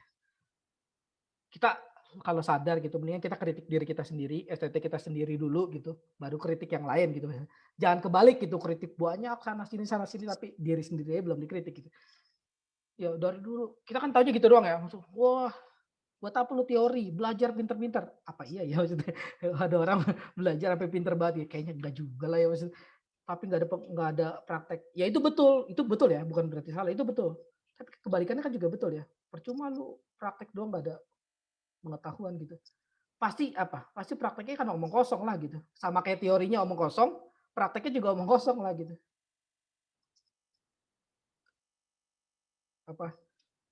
Praktek insting. Bapak Ibu tahu ya kalau binatang itu bukan hanya punya insting ya. Ya kita taunya dulu gitu ya. Binatang tuh nggak punya pikiran Pak, taunya punya insting doang. Hati-hati ya maksudnya. Kalau kita belajar lagi, binatang tuh nggak begitu ya. Binatang itu punya pikiran karena dia punya otak gitu. Buat apa orang punya otak gak punya pikiran gimana? Bapak Ibu pernah makan otak ayam nggak ya? Pernah kan ya? Kalau pernah makan otak ayam ya berarti dia punya pikiran. Namanya juga punya otak. Tapi kita kenapa ya? Kita tuh kayak nggak berotak dulu ya. Mikir binatang tuh cuma punya insting. Iya nggak sih? Atau saya doang yang begitu? Nggak tahu juga lah ya. Tapi kalau kita belajar lagi ya, belajar lagi. Binatang tuh nggak hanya punya insting. Binatang tuh punya pikiran dan perasaan. Anjing tuh bisa nangis. Nangis tuh nggak hanya dari insting Bapak Ibu. Meskipun ya kita bisa suka nangis karena dari insting ya bisa sih keinjek gitu. Nangis gitu bisa sih. Tapi nangis itu ada perasaannya. singkatnya binatang tuh punya pikiran dan perasaan. Tapi tanda kutip ya, tapi ya itu kurang bertumbuh secara cepat gitu atau kalau bertumbuh pun sedikit sekali gitu. Makanya kehidupan binatang kan dari dulu ya gitu-gitu aja kan. Tapi bukan berarti stuck loh, hati-hati. Kehidupan binatang nggak stuck loh. Kehidupan binatang tuh bertumbuh juga loh, tapi sangat sedikit gitu. Nah, saya boleh katakan ini secara tajam ya. Ya ada manusia yang hidupnya ya bertumbuh secara dikit ya mirip binatang gitu. Ya ini sebenarnya bukan dari saya sih, ini dari Aristoteles namanya. Aristoteles kan katakan sederhana aja manusia ya just apa hewan yang ini apa berakal gitu ya. Hewan yang berakal gitu. Tetap hewan juga tapi berakal gitu. Bermoral gitu. Ya karena ada nilai moralnya gitu, tapi ya just hewan sih sebenarnya gitu. Ya itu tapi pandangannya skeptis ya, pesimis terhadap manusia. Tapi kalau kita pikirin ada benernya juga gitu. Dan kita hati-hati ya kalau misalnya ya makanya saya udah katakan tadi saya kan mulai dengan ini ya pengetahuan kita jangan dari dulu itu aja ya itu aja gitu. Hati-hati ya. Nah, saya juga nggak mau ini ya apa impresi saudara gitu. Apa impresi itu ini membuat saudara wow, baru tahu saya. Wow, baru tahu saya. Hati-hati. Kita nggak maksudnya nggak semua kita baru tahu ada yang kita udah pernah tahu terus kita diingatkan juga kita harus diimpresi gitu. Kayak pertobatan gitu kan. Ya pertobatan kan ini ya. Maksudnya saya bukan berarti gini loh. Saya tadi kan katakan gini. Wah itu dari kemarin khotbahnya 10 tahun yang lalu itu aja gitu. Hati-hati ya. Maksudnya Bapak Ibu bukan kita tuh nggak main baru-baruan gitu. Wah saya harus menjadi baru setiap hari. Bukan gitu ya. Bukan gitu. Kita kan setiap hari kan makan ya. Bapak Ibu kan nggak bosan juga kan setiap hari makan kan. Karena apa? Karena butuh kan. Persoalannya itu butuh apa enggak gitu. Nah ini loh kalau Bapak Ibu lagi bergumul khotbah ya. Ini bukan soal Bapak Ibu, saya baru apa nih khotbah yang baru? Semuanya udah dikhotbahin gitu. Ya iyalah kalau udah 5 tahun di Skriptura mungkin semua udah dikhotbahin, tapi enggak sih saya rasa. Tapi karena Alkitab itu begitu luas gitu, bukan soal yang ini apa. Alkitab itu luas gitu. Saudara Bapak Ibu boleh gali yang lain gitu. Nah, tapi hati-hati kalau pun misalnya kita dapat teks gitu, terus kita kayaknya ini udah pernah dikhotbahin dan ya kita harus bertumbuh gitu melihat kebutuhan pendengar gitu. Itu persoalan tuh bukan baru atau tidak baru atau apa ya. Butuh apa enggak gitu kayak kita makan gitu misalnya kita kan butuh ya bukan soal itu ya saya juga kemarin makan besok juga makan tuh gak usah makan lah gitu enggak gitu kan tadi gitu maksudnya saya gini lah hati-hati untuk jadi ekstrim lah gitu ngambil jadi Bapak Ibu dengar kata-kata saya di sini Bapak Ibu tarik wah yang lain semua salah gitu itu hati-hati itu ekstrim namanya masuk dalam ekstremis gitu hati-hati jangan gitu. Kalau saya mengatakan di sini benar, nggak berarti di sini semua salah loh. Kalau di sini benar, di sini juga bisa benar dong. Di sini juga bisa benar dong. Emang kenapa? 1 tambah 1 sama 0 benar nggak? Benar. 2 tambah 2 4 benar juga kan? Kenapa emang? Nggak kenapa-napa juga kan? Maksudnya, benar kan banyak ya. Bukan berarti satu. Tapi kita dalam kehidupan ini seperti itu ya. Parsialnya habis-habisan ya. Kalau kita percaya di sini benar, gitu. Di sini hancur, amburadul gitu. Ya, kalau dalam kelas logika, saya ngajar kelas logika ya. Ini kayak apa ya? Penarik kesimpulan yang salah ya. Saya atau contoh ya misalnya, saya katakan misalnya yang gampang kan misalnya Fania misalnya atau siapa ya Pak Hengli misalnya. Pak Hengli adalah mahasiswa ter apa ya? Ya, saya katakan Pak Hengli adalah mahasiswa yang paling yang rohani gitu di STT Skriptura. Saya katakan Pak Hengli adalah mahasiswa yang rohani di STT Skriptura. Apakah misalnya Kevin jadi nggak rohani karena Pak Hengli saya katakan rohani? Itu kan perlawanan yang salah ya. Itu kan nggak nyambung ya. Itu kayak saudara belajar hitam putih kayak tadi itu nggak nyambung. Hitam kok lawannya putih orang itu dua kutub yang berbeda kok. Amerika kan lawannya bukan Afrika gitu loh. Lucu banget Amerika lawannya Arab Saudi gitu. Indonesia lawannya enggak kan? Harusnya Amerika lawannya Amerika pada dirinya sendiri gitu maksudnya. Itu baru kena tesis antitesis gitu. Itu baru namanya berlawanan. Kalau enggak ya nggak berlawanan nih jangan dilawan-lawanin gitu. Nah ini sama gitu kalau ada kita bilang yang ini baik, bukan berarti ya di sini jadi hancur semua gitu. Jadi hati-hati jangan masuk ke ekstrim ya. Saya takut Bapak Ibu ambil kesimpulan saya ngomong apa terus wah ditarik gitu. Itu cara belajar yang juga salah ya maksudnya.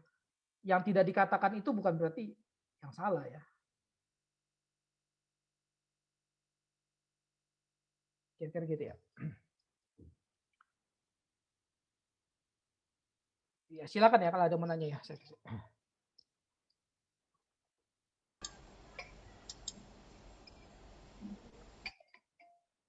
Pak Henry mau tanya nih, Ya. apa bedanya kegiatan filsafat yang kegiatan filsafat yang alamiah dengan kegiatan filsafat yang ilmiah? Bedanya di mana itu, Pak? Oh, ya maksudnya saya nggak ini apa arah pertanyaan, tapi cuma ya kalau alamiah kan maksudnya orang-orang yang belajar aja gitu ya, belajar tanpa guru, tanpa maksudnya bukan nggak sekolah di filsafat gitu ya. Ya itu alamiah aja kali gitu ya, maksudnya arahnya ke situ ya. Tapi kalau ilmiah kan yang lebih kepada akademik gitu ya belajarnya. Cuma ke situ bukan arah pertanyaannya.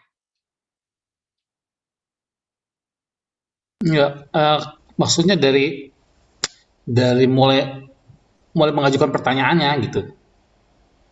Dari Apa? situ Gimana? berangkatnya. Gimana? Sorry.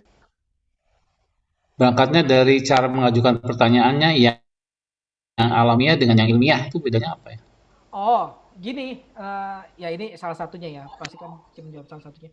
Salah satunya orang-orang yang filsafat secara alamiah dia akan berpikir, akan mengajukan pertanyaan secara abstrak, random lah kita bilang. Random lah, apa aja ditanyain gitu. Apa aja ditanyain tapi random gitu.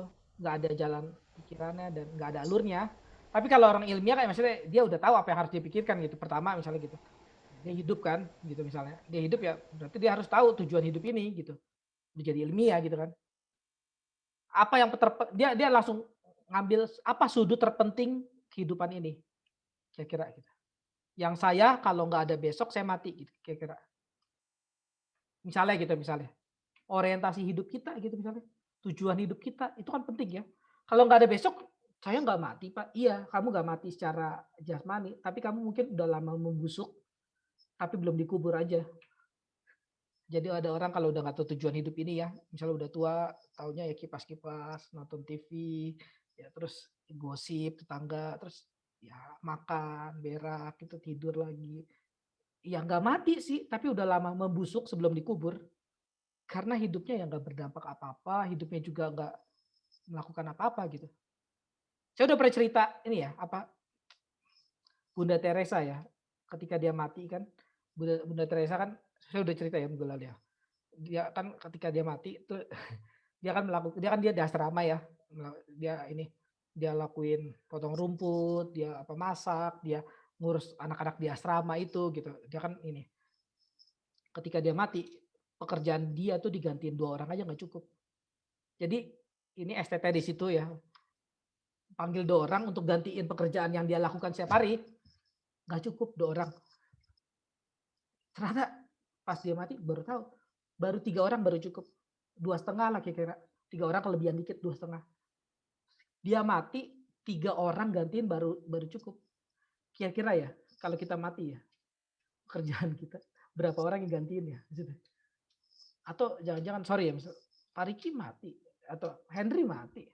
Udah berapa lama dia mati? 30 tahun yang lalu. Oh, udah 30 tahun yang lalu saya baru tahu gitu. Ya karena mungkin emang nggak pernah ada dampak apa-apa untuk orang lain gitu. Sampai nggak itu gitu. Nah ini tapi kan orang kalau ilmiah gitu dia langsung masuk ke dalam. Sama kayak orang les sama nggak les musik gitu ya. Orang nggak les musik kan ya bisa sih main gitar tapi ya kemana-mana dulu gitu. Sampai les dia baru tahu. Oh ya ternyata ini dulu yang harus saya pelajari gitu. Saya baca not dulu gitu. Cara pegang gitar dulu yang benar sebelum main gitar chord kunci-kunci gitu. Tapi ya kalau ilmiah tuh harapannya memang lebih terstruktur dan ya lebih ini akhirnya dapat.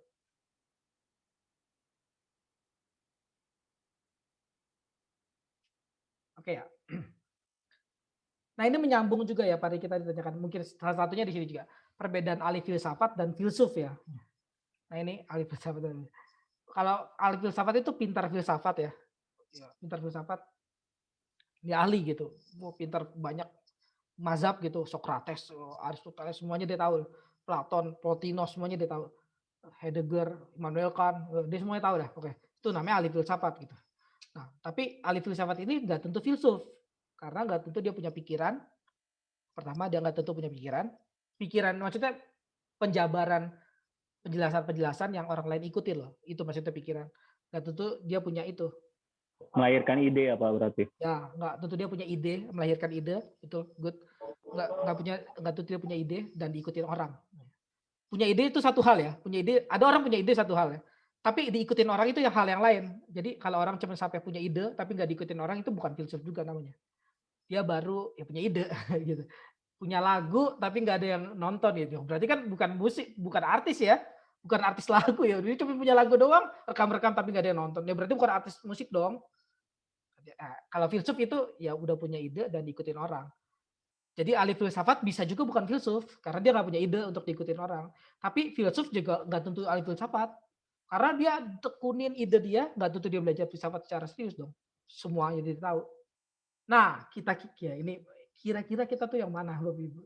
Kita jago filsafat, semuanya tahu. Kayaknya enggak ya, kita enggak begitu ya.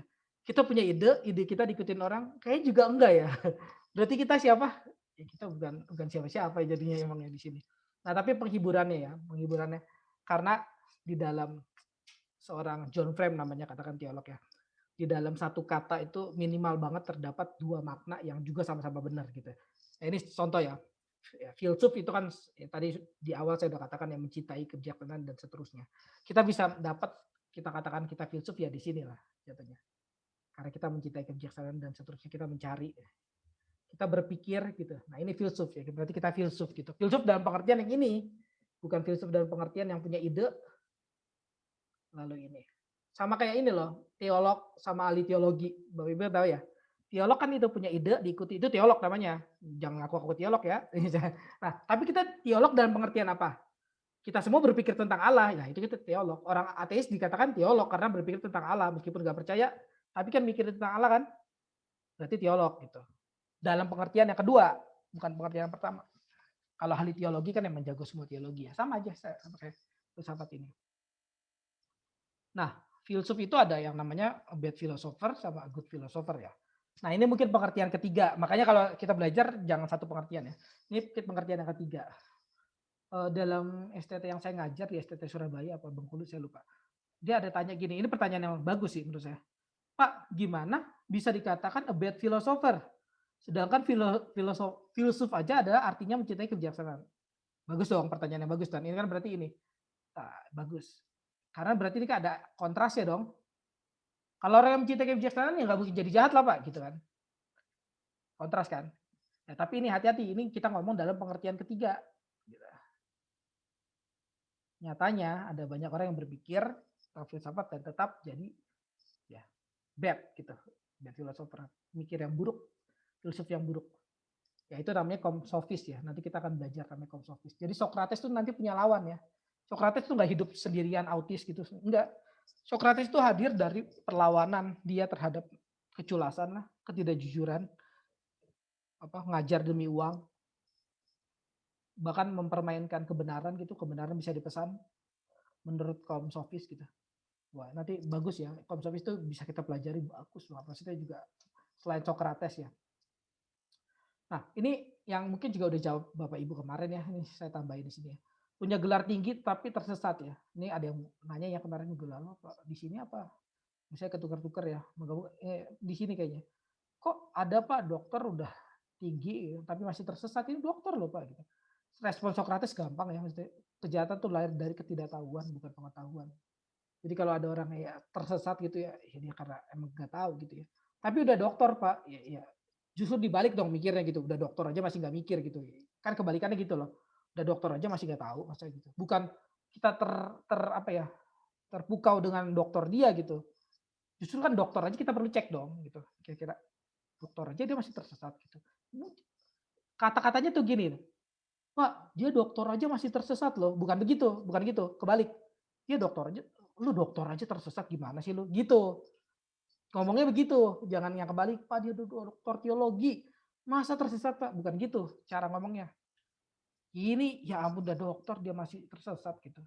Kok masih nggak tahu Tritunggal itu pribadinya 3 bukan 1. Udah dokter teologi gitu. Kok masih nggak tahu? Kira-kira Atau ke dokter ya kejauhan ya, udah mau S1, udah mau lulus, alat Tritunggal aja nggak tahu. Misalnya, udah mau bikin skripsi besok alat Tritunggal aja nggak tahu. Misalnya gitu ya. Itu kan maksudnya apa ya? Kalau kita ini ya, kita saling membangun gitu, bukan saling melecehkan gitu, tapi dengan cara berbagai macam gitu. Ya belajar dong gitu, masa anak STT Tritunggal nggak tahu, Kristologi nggak tahu, ngakunya anak STT sih gitu, akademik enggak gitu, cara nafsirin Alkitab pasti ngaco gitu. STT tapi gitu. Ya kenapa? Salah satunya ya, saya kasih tahu ya. Salah satunya karena sekolah nggak serius itu pasti ya. Terus kedua, dia terus berpusat dengan pikirannya gitu. Saya dari dulu taunya ini, ya ini terus sampai dia lulus S1, S2, S3 ini terus yang ditahu. Karena nggak pernah bertumbuh gitu. Itu iya, itu hati-hati ya Bapak Ibu. Kita semua ya nggak ada yang kebal ya, nggak ada yang kebal. Bisa tidak bertumbuh gitu. Bisa terus di situ terus dengan keadaan kita. Saya udah bagi ini belum sih? Oke ya, coba ada kalau mau pertanyaan ya, saya udah ini tinggal berapa menit lagi, 30 menit.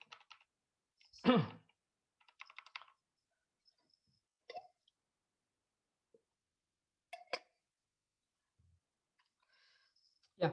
Nah, ini kan saya rekam ya. By the way, saya juga ini nanti terakhir saya kasih tahu saya ada link YouTube juga ya. Itu kemarin kayak saya ada seminar di STT Bengkulu ya. Saya masukin di YouTube saya juga gitu, seminar filsafat kemarin. Jadi maksudnya ya saudara bisa nonton juga yang di STT lain gitu kan, saya ngajar bisa. Nah, ini saya rekam juga nanti ya, harapan saya mereka juga bisa ini ya.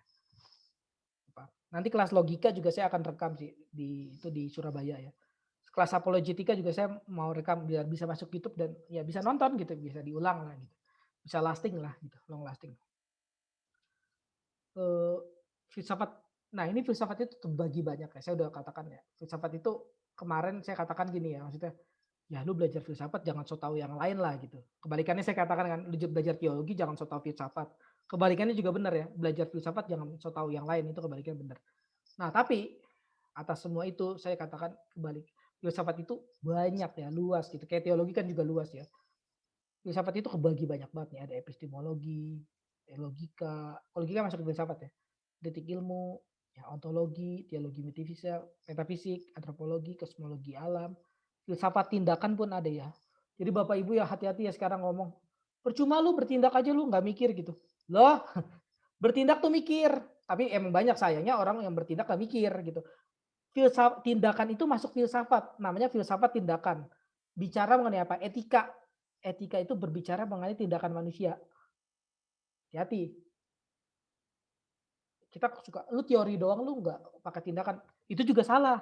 Orang yang teori itu berarti dia udah bertindak untuk teorinya. Ini bukan balik-balikin kata, bukan main pembenaran ya, bukan. Tapi memang begitu kenyataannya. Atau gak usah pakai itu ya. Kita pakai Alkitab ya. Kita kan orang Kristen ya. Orang Kristen harus percaya Alkitab dong. Alkitab katakan apa? Renungkan firman Tuhan setiap hari. Kata-kata renungkan itu kira-kira mengerjakan bukan? Bapak Ibu coba tolong ini ya. Kita suka ngocol gitu dengan apa ya, Alkitab yang suka apa ya? Bukan ini ya, kita tuh suka berpusat pada diri kita, terus kita sampaikan sesuatu yang menguntungkan kita gitu. Mentang-mentang ya, mentang-mentang kita misalnya jagonya tindakan. Saya jago tindakan, saya berbuat baik, bermoral. Terus kita ucapkan yang pokoknya menguntungkan kita. Surga itu dekat kepada arah kita nih, arah jalan kita. Itu kan salah ya. Surga itu kan sebenarnya ya ini lu baca Alkitab terus tahu lah surga kayak gimana gitu. Dari anugerah Tuhan terus kita berkembang. Kita orang yang dianugerahi Tuhan kan punya ciri-ciri khas ya. Dia kan diberikan ciri khas ya.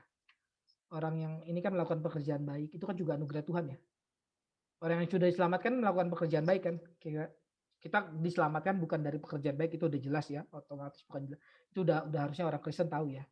Tapi ketika kita diselamatkan, kita diberikan anugerah lagi untuk berbuat baik ya. Gitu. Itu kan ini ya. Nah hati-hati ketika kita kayak misahin antara doa terus belajar. Doa belajar kok dipisahin gitu. Itu kan harusnya enggak ini ya. Nih contoh ya. Kenapa ada orang misalnya berdoanya dari dulu itu terus. Ini gak usah khotbah, makanya gue kebanyakan kalau kejauhan kalau khotbah. Doa dari dulu itu terus yang disampaikan. Ya karena nggak bertumbuh, nggak pernah belajar gampangnya. Simpel aja. Dari dulu saya doa kayak gini doang nih Pak. minta dong cara metode baru untuk doa gitu. Ya itu ya simple aja ya karena nggak bertumbuh pengetahuannya, ya doanya itu aja gitu. Yang diselidiki itu aja kok gitu. Karena nggak bertumbuh. Jadi filsafat tuh banyak ya. Ya ini bicara tentang pengetahuan, bicara tentang logika ya, menyelidiki aturan-aturan yang harus diperhatikan supaya cara berpikir tidak sesat. Saya ini dikit ya supaya Bapak Ibu ada refreshing. Jadi nggak kelas filsafat doang misalnya kita. Saya kasih dikit di sini. Ya bukan hanya filsafat doang, maksudnya kelas logika kan termasuk filsafat ya. Ya kelas logika kan termasuk kelas filsafat maksudnya. Misalnya ini ya. Logika. Sorry.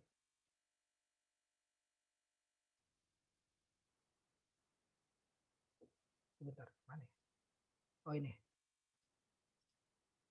Ini kelas logika ya. Nah ini ada namanya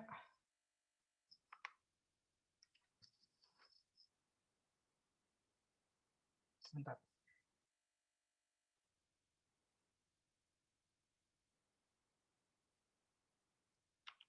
Nah ini ada yang namanya apa kesesatan berpikir ya.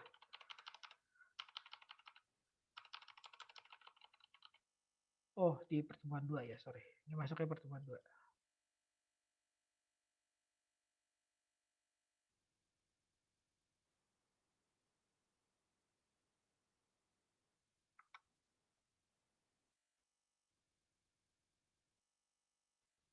Nah ini namanya ada sesat berpikir ya. Nah ini sesat berpikir itu ada, ya ini saya taruh aja, maksudnya nggak lengkap juga ya. Ada 1, 2, 3, sampai 7, 8, 9, 10, 11, 12, 14 kesesatan berpikir. Ini ya ada mungkin 20 kali ya, mungkin 20 atau berapa. Saya nggak taruh semua, maksudnya ya saya bisa ini ajarin aja dulu. Maksudnya yang ada maknanya juga gitu, yang saya tahu ada maknanya. Ini ada 14 kesesatan berpikir ya. Jadi Bapak Ibu bayangin ya, kalau orang belajar logika gitu, atau kalau orang nggak belajar logika, kebalikannya. Dia kan nggak tahu 14 ini, kesalahan berpikir ini ya, kira-kira gitu ya. Atau kita belajar kan kita tahu ya. Minimal ya, kita bisa terlepas atau tercegah dari 14 dosa intelektual. Ini enggak sih? Ini kan 14 kesalahan berpikir ya. Ini salah satu yang tadi saya sering ngomongin adalah black and white fallacy ya. Yang tadi saya omongin adalah black and white fallacy. Ya, berpikir melihat hanya dua sudut pandang ya. Kalau saya katakan di sini buruk, di sini pasti baik semua. Di sini baik, di situ buruk semua. Ini namanya black and white fallacy. Ada yang namanya ini, ya ini banyak ya. Ada yang namanya argumentum et baculum, pembenaran argumen atas dasar kekuasaan. Ini kalau ini ya kadang-kadang apa dosen gitu atau misalnya ketua STT atau ya nggak usah itulah saudara kadang-kadang lebih berkuasa daripada adik saudara, daripada ya banyak ya misalnya orang tua lebih berkuasa daripada anaknya, menindas anaknya gitu. Saya ini mama pokoknya harus didengerin mama itu. Waduh, itu berarti namanya apa? Melakukan dosa intelektual, bukan hanya dosa tindakan. Namanya argumentum et baculum. Saya ini orang tua, kamu harus dengerin saya.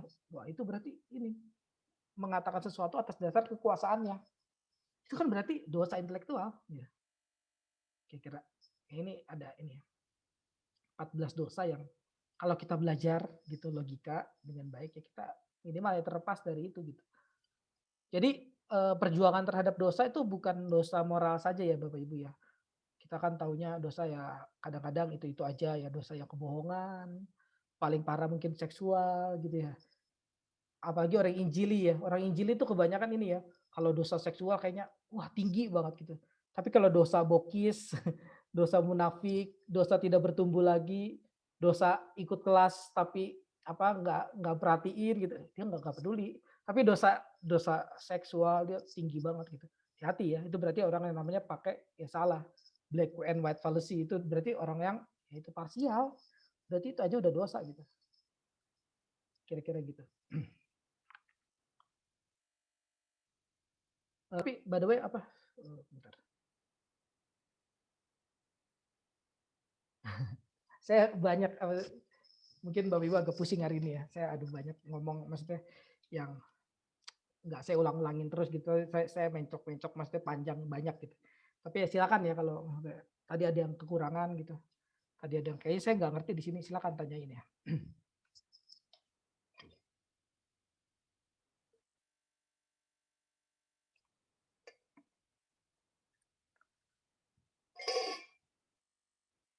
Filsafat juga meliputi estetika ya, filsafat tindakan, estetika, menyelidiki mengapa sesuatu dialami sebagai indah ya. Kita bilang itu indah ya, lukisan itu indah. Kita bilang kamu tuh indah, kamu tuh cantik gitu. Tapi apa itu kecantikan? Kita kan perlu pelajari ya. Kamu tuh baik. Ya, terus apa kebaikan? Maksud kamu? Pas lu tuh baik deh orangnya deh. Terus ditanya, emang menurut lu baik itu apa? Baru mikir. Ya juga ya, bentar Bu. Ya, saya mikir dulu. Berarti kan selama ini ngomong just ngomong gitu, ngomong kosong gitu. Ya nggak sih? Lu tuh baik deh orangnya. Cukup ditanyain, menurut lu gue baiknya di mana? Iya, lu sering ngasih-ngasih gue gitu. Kalau ditanya lagi, menurut lu apakah kebaikan adalah sering ngasih-ngasih lu? Ya, ya enggak juga sih. Itu menguntungkan saya, nggak tentu kebaikan. Gitu ya. Akhirnya kita menyelidiki apa itu kebaikan sih? Apa sih keindahan? Apa sih yang dimaksud keadilan? Keadilan kan kita sering gampangnya gini ya. Kasih punya anak SMP sama SD gitu. Punya anak SMA sama SD. Masa kasih uang jajannya sama? Kan itu berarti nggak adil dong. Kebalikannya ya. Kan kita sering taunya, ya itu kan gampangnya gitu ya. Kita sering taunya keadilan kan bukan sama rata Pak. Gitu. Ya itu kan yang gampang kan. Bisa kita tahu. Tapi kalau ditanya lagi sama Socrates ya. Wah itu panjang. Panjang. Jangan di sini kita bicarain. Panjang. Baca bukunya aja. Ada bukunya. Kita kan sering bilang gini ya. Maksudnya keadilan kita tapi udah keren banget, kita tahu itu aja udah keren banget, udah bagus lah, puji Tuhan, dia bersyukur. Ya apa keadilan bukan sama rata Pak. Keadilan tuh memperlakukan orang sesuai kadarnya. Itu keadilan namanya. Ya, puji good. Okay, good. Kalau kata Socrates tidak cukup, itu masih pengertian yang dangkal. Ya karena cuma mikir 2 kali. Mikir nggak di sini ya di sini, cuman antitesis doang, sintesisnya belum ada. Analisanya belum ada, metodologinya belum ada. Oh, masih panjang. Tapi kita puas dengan pengertian itu ya. Saya udah katakan kepuasan di situ jangan sampai membuat kita tidak bertumbuh lagi gitu.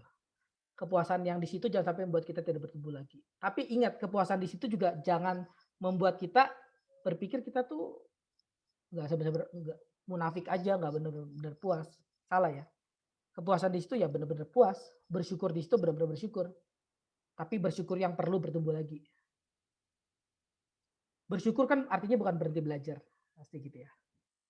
Saudara boleh belajar dan boleh bersyukur. Tapi kebanyakan kita kadang-kadang kalau udah bersyukur lupa belajar. Karena saya aja baru bersyukur Pak, masa udah belajar lagi. Nanti lupa bersyukur saya. Saya mah taunya bersyukur aja Pak. Udah tahu itu aja udah bersyukur saya Pak. Nanti sampai 4 tahun kemudian saya nambah lagi dah biar bersyukur. Saya matang dulu nih Pak sampai 4 tahun. Ini saya kalau ngomong kayak gini itu nyindir ya, Bapak Ibu, bukan dianggap benar ya, hati-hati jangan. Maksudnya itu sangkaan yang benar ya lagi. Silakan ada yang mau nanya atau udah terlalu jelas? Silakan.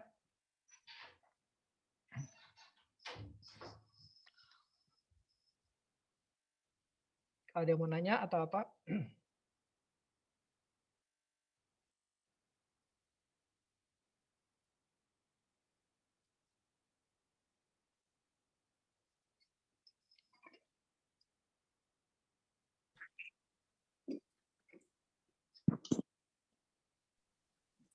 Ini Pak Henry, ini nggak tahu ya, maksudnya mungkin saya masih stuck di yang tadi di sana Pak, yang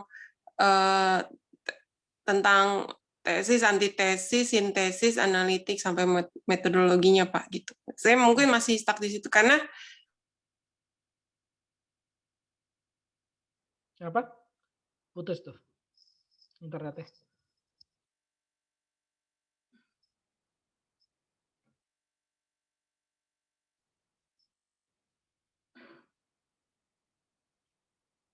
Ya, Priscil, buka lagi mic-nya, coba. Mic-nya belum dibuka. Bentar, saya bukain. Bisa nggak ya di situ? Mic-nya harus di mute dulu, buka. Di unmute. Minta tolong. Ah, itu kayak. Ya. Iya. Tadi sampai situ. Terus Ya, kenapa? udah Pak. Ya, gini Pak, ini saya masih bingung gitu. Kenapa akhirnya mereka dengan tesis mereka dan antitesis mereka, terus akhirnya setelah diselidiki mereka menyimpulkan hal yang sebetulnya seperti di luar dari kebenaran gitu Pak. Contoh ya karena teologi nih ya Pak, nih saya nggak tahu ya kalau filsafat memang saya nggak kurang ini, cuman kalau berdasarkan dari Alkitab nih Pak, kayak misalkan contoh bahwa perceraian itu kan dibenci Tuhan. Maksudnya tidak boleh gitulah. Dilarang adanya perceraian di dalam pernikahan Kristen gitu. Tapi disebutkan bahwa walaupun mereka tidak boleh bercerai, tapi tidak disebutkan bahwa mereka dilarang untuk disebutkan bahwa mereka tidak dilarang untuk menikah kembali, Pak. Kan nggak ada. Ini dalil ya Pak, maksudnya ada orang yang berkata bahwa ya memang bercerai nggak boleh, memang bercerai itu tidak diizinkan, tapi di Alkitab tidak dikatakan bahwa tidak boleh menikah kembali, Pak. Tapi kan Itu sih Pak. Itu antitesisnya di mana? Tesis antitesisnya itu kan berarti nggak ini dong. Ya, jadi dia menganggap bahwa ya berarti mereka ya intinya bahwa ya mereka tidak bercerai, tapi mereka bisa menikah kembali gitu Pak. Maksudnya mereka tidak poligami, tapi gitu. Mereka bisa menikah kembali. Poligami atau? Ya kurang lebih itu Pak, bisa kurang lebih begitu Pak. Karena memang mereka ya dia itu bilang bahwa ya Alkitabnya nggak mengatakan bahwa tidak dilarang untuk menikah kembali kan. Memang tidak disebutkan tidak boleh bercerai, tapi tidak disebutkan bahwa tidak boleh menikah kembali. Ya, tapi itu, ya, Pak. Ya itu kan soal isunya. Itu sih Pak, itu yang bisa kenapa bisa menyimpulkan hal itu Pak, gitu sih maksud saya. Ya karena itu metodenya aja udah salah ya, maksudnya itu kan nggak ada tesisnya ya. Tesisnya kan adalah misalnya Alkitab mengatakan orang tidak boleh bercerai. Itu tesisnya kan? Nah kalau antitesisnya bukan ke sana dong harusnya. Ingat antitesis itu kan berlawanan, yang benar-benar berlawanan pada dirinya sendiri. Ya. Maksudnya itu metodenya udah salah dia. Iya. Oh. Jadi gini. Kesimpulan yang diambil Pak, maksudnya pasti salah ya. Karena metodenya udah salah. Kesimpulan yang diambil ya pasti salah karena metodenya udah salah kan. Pasti. Gini, kalau mau yang maksudnya tapi ya kalau soal perceraian saudara bisa belajar banyak ya, jadi jangan simpulin bahwa misalnya ya saya nggak tahu ya pendapat apa estetis scriptura seperti apa, tapi ada banyak pandangan ya, jadi saudara silakan belajar kekayaan itu. Tapi kalau misalnya pakai ini ya, misalnya ya bercerai gitu, Alkitab katakan tidak boleh bercerai, itu tesisnya gitu.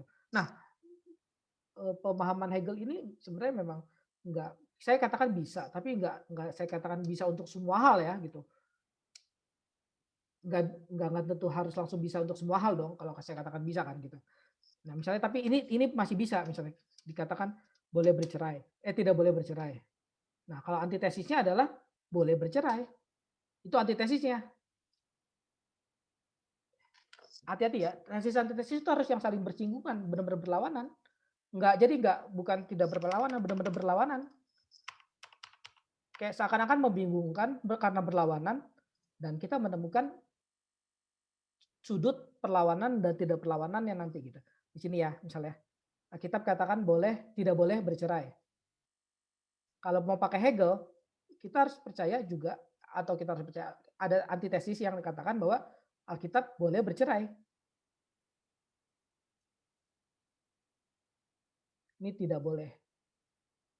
Nah, kita nemuin deh antitesis, sintesisnya apa?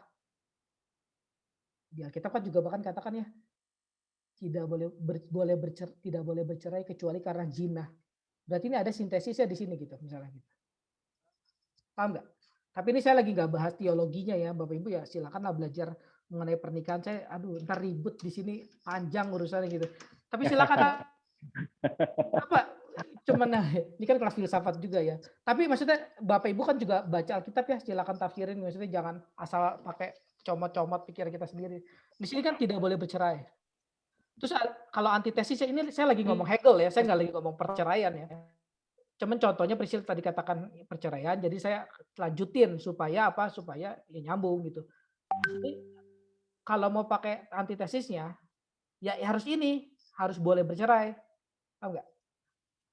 Ini baru namanya antitesis. Kalau yang tadi, yang itu kejauhan, itu kayak yang tadi loh, lawan dari hitam kan bukan putih gitu. Itu mau jaka sembung bawa golok, Pak. Ya, nggak nyambung. Iya. Nggak nyambung Karena itu. Iya betul, karena memang dari awal kan dia yang letterlek aja dia salah menafsirkan. Dia karena tidak tertulis katanya. Ya memang kalau misalnya begitu kan akan bilang begini, bahwa merokok juga tidak ada, dilarang merokok cuma ada di pom bensin gitu kan. Tapi kan prinsip-prinsipnya kan bisa diambil. Nah kalau misal dia kekeh contohnya berbicara tentang itu kan, memang tidak ada tulisan dilarang seperti yang tadi gitu kan. Berarti kan memang dia ngotot. Ya itu ya, jadi kita ini kalau udah salah metode pasti salah kesimpulan lah. Metodenya aja salah kok. Dan memang mungkin Priscil ketika orang itu ngomong itu ya mereka dia juga emang nggak bermaksud pakai metode Hegel ini kok gitu. Jangan-jangan tahu aja enggak kok maksudnya gitu. Jadi ya nggak apa-apa. Orang salah kita kan nggak perlu heran ya. Ya. Saya heran dia salah. Ya nggak apa-apa, kita juga sering salah. Kita kenapa nggak heran nih kalau kita salah? Nggak apa-apa, maksudnya ini salah, tapi kita perlu kasih tahu dia salah dong. Maksudnya Priscilla kasih tahu berarti kamu itu salah. Tesisnya begitu. Nah, untuk kasih taunya lagi ya Priscilla harus belajar atau baca buku mengenai pernikahan, perceraian gitu. Ayat-ayat dasarnya itu apa gitu. Gitu. Bukan pakai metode Hegel ini. Gitu loh. Tapi metode Hegel ini bisa membantu Priscil untuk mengetahui sesuatu gitu. Nah, saya udah katakan tapi untuk Alkitab ya saudara harus cek lagi teksnya bagaimana dan seterusnya. Kira-kira gitu ya. Nah, tapi kan tadi kalau saya katakan begitu aja kan udah ada pengetahuan ya. Saudara Bapak Ibu boleh setuju boleh tidak ya. Tapi kalau saya sih setuju ya. Coba silakan yang kalau pandangan reform itu boleh bercerai ya. Boleh bercerainya karena zina alasannya ya. Tapi kalau ada pandangan Injil nggak boleh gitu. Kita kan akademik aja ya, ngomong. Ya terserah Bapak Ibu mau diinjili atau di reform, tapi Bapak Ibu dituntut belajar, nggak omdo. Saya pokoknya injili nggak boleh bercerai sampai mampus. Tapi pengertiannya apa? Coba jelasin Roma 9 apa? Matius 19 yang dikatakan Tuhan ini. Ya nggak tahu saya Pak. Pokoknya saya dari dulu itu aja maunya. Ya itu namanya orang nggak bertumbuh. Ya susah juga ngomong sama orang kayak gitu. Sedangkan binatang aja kehidupannya terus bertumbuh. Kan tadi saya udah katakannya dari zaman dulu bahla ya. Terus bertumbuh karena dia punya pikiran perasaan, berarti bisa bertumbuh. Manusia ada nggak bertumbuh masalahnya. Capek mendingan ngomong sama binatang, masih bisa diajak ngomong, masih bisa dikasih tahu. Dogi, sit, dia masih bisa sit, beneran sit. Ada ya anjing yang dilatih gitu, sit dia beneran sit ya, nggak dia sit malah dia makan gitu. Di Rica begitu Pak. Apa? Kenapa? Kalau di Rica. Ya, tapi ujung-ujungnya di Rica juga ya. Udah pinter-pinter di Rica juga.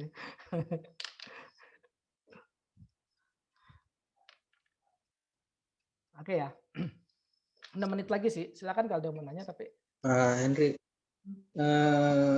bagaimana dengan kebenaran dan kebaikan? Apakah itu misalnya kebaikan itu relatif atau mutlak, Pak? Kalau perbandingan itu. Nah ini nanti kita masuk di Sokrates ya, maksudnya kebenaran yang tadi bahkan saya udah jelasin sih tadi dikit di sini. Hati-hati ya untuk percaya kebenaran mutlak tanda kutip ya. Kita percaya dong kebenaran ada yang mutlak, pasti mutlak ada loh di sini. Tapi yang kita pegang selama ini jangan-jangan cuma mutlaknya di sini gitu. Mutlak tapi belum sampai pada atasnya gitu. Belum ultimate ya Pak ya? Ya belum di atasnya gitu. Jadi kayak pengertian saudara mengenai anak saudara kan terbatas ya. Saudara Bapak Ibu kenal anak saudara pokoknya begini aja. Enggak taunya. Misalnya udah dia umur 15 nih misalnya. Saya ngerti, saya taunya anak saya ceria pokoknya selama ini. Enggak taunya di dalam kamar dia nangis, dia apa. Kita nggak tahu kan gitu. Tapi apakah pengertian kita yang itu mutlak ya? Mutlak juga dia emang ada senangnya juga kok gitu. Tapi nggak taunya di kamar dia sedih, nangis gitu. Dia punya perasaan disakiti sama kita habis-habisan. Itu kan yang juga mutlak ya, maksudnya di sini yang emang juga ada ya. Jadi kan jangan itu dihapus untuk ini kan, nggak bisa dong. Kita kan nggak bisa bilang dia ternyata anaknya sedih, selama ini bohongan dia ininya ketawanya. Nggak juga, anak itu juga mungkin ketawa beneran, tapi nangis juga beneran soalnya gitu. Jadi kan berarti mutlaknya baru di sini dong, setengah lah misalnya gitu. Nggak di ujung sini mutlaknya. Nggak lengkap dong gitu. Ini yang tadi saya bilang, Bapak Ibu punya di sini juga udah boleh bersyukur kok gitu. Kan bersyukur itu nggak berhenti belajar artinya kan. Bersyukur di sini. Bapak Ibu kan tahu nih sekarang belajar filsafat ya. Tapi kan dari tadi saya banyak yang ngomong aja, Bapak Ibu juga nggak tahu. Tapi ada yang nggak tahu, ada yang tahu. Boleh bersyukur dong. Bukan berarti tadi saya selama 1 jam 100 menit itu, aduh banyak yang nggak tahu nih. Gitu. Saya kurang bersyukur gitu. Nggak gitu dong. Harusnya bersyukur ya bersyukur aja gitu di sini. Tapi bersyukurnya sambil sadar perlu upgrade lagi gitu.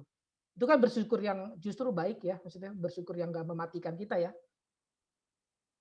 Celakanya banyak orang merasa bersyukur di sini. Nah, itu mematikan dia sendiri. Bersyukur saya sudah lulus S1. Ya, jadi saya nggak perlu belajar lagi, maksudnya gitu. Itu kan bersyukur yang mematikan dia sendiri ya. Berarti.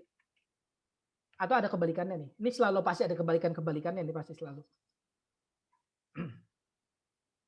Ada orang yang nggak pernah bersyukur gitu. Karena dia merasa di sini. Di sini terus. Dia bandingin sama yang di atas terus gitu. Dia nggak pernah bersyukur di sini terus. Padahal pengetahuan yang dia di sini juga boleh disyukuri kok sebenarnya. Gitu.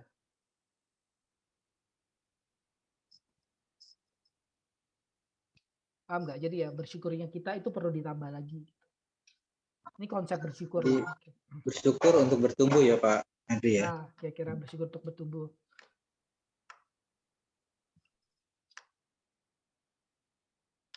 Oke, 1 atau 2 pertanyaan lagi silakan. Tadi kita udah sampai ini ya, dengan filsafat ya. Terakhir di macam-macam filsafat ya. Aduh, saya nggak ini ya, maksudnya jelasin ini yang ini besok tujuan belajar filsafat ya. Ini tapi harus dibedahi. Cuma oke lah. Kalau misalnya dikit sebentar, Thomas Aquinas katakan bahwa tujuan belajar filsafat bukanlah untuk mengetahui apa yang dulu pernah dipikirkan manusia ya. Tentang banyak perkara, melainkan bagaimana kebenaran perkara itu digeluti ya. Jadi bukan soal Bapak Ibu tahu Socrates tuh mikirnya gini, Plato mikirnya gini, oh dia tuh mikirnya begini, bukan. Itu informasi aja, bukan. Itu bukan tujuan belajar filsafat. Atau bahkan itu bukan tujuan semua pembelajaran di dunia ini ya.